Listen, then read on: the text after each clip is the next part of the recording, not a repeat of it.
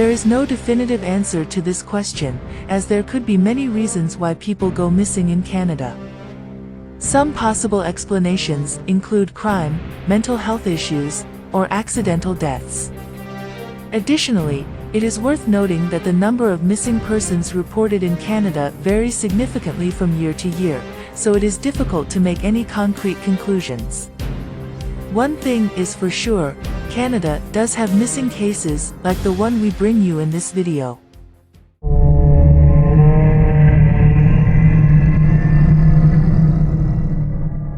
James Candy went missing from his home outside of Vegreville, Alberta.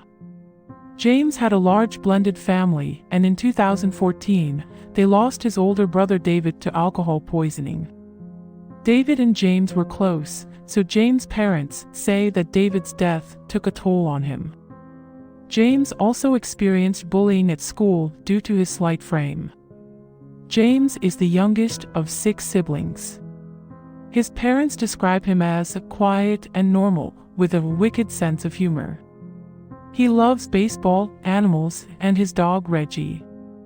Earlier that day, James' mother had discovered a small amount of marijuana in his jacket pocket. Contrary to some reports, there was no argument. 3 years earlier, James' older brother died of alcohol poisoning. His parents told him their concerns about addiction and that drug use in the house was not allowed.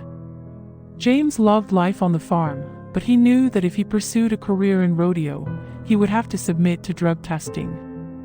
James and his parents had a discussion about why he was using marijuana. James explained that he was feeling a lot of pressure at school due to bullying and having recently been rejected by a girl, which was why he was using marijuana to self-medicate. His parents told him they were disappointed in him. After the discussion about the marijuana ended, the family discussed the chores for the following day before saying, "I love you," and going to bed. James wrote a note before he climbed out the window sometime after 11 p.m. He took his lasso, lariat, with him, leaving the window open as he wandered outside. His father discovered the window open the next morning at around 9:30 a.m. and was not too concerned that this was somewhat normal for James to be strolling outside at dawn. His father returned to the bedroom after searching the house and discovered the suicide note on James's desk. The note mentioned missing his brother, all the stress he was under, and he was very distraught about disappointing his parents. They were unable to find James after searching the family's many outbuildings. James left behind his ATM card, wallet, and driver's license. The Royal Canadian Mounted Police has been searching for James, but with no substantial evidence of a crime or foul play, they only have a few methods they can use. In early investigations, dogs were located on a sweets farm close to the Candy farm, but, after draining the lake, no corresponding evidence was found. It is my belief that James left his home very unhappy. The county he routed to is farmland, and there are many wild animals that may have dispersed the remains. Treed areas are not always easy to explore due to their density, and they often aren't given over to landowners for exploration.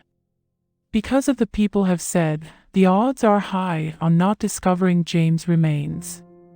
It looks very much like James took his own life. However, a twist came in the way of a message that appeared on James' Facebook and Messenger from an individual identifying himself as Mike Barley, in which he left a message, "James, if you're still out there, I hope you answer this, or I'll be waiting at your front door till your parents go missing too."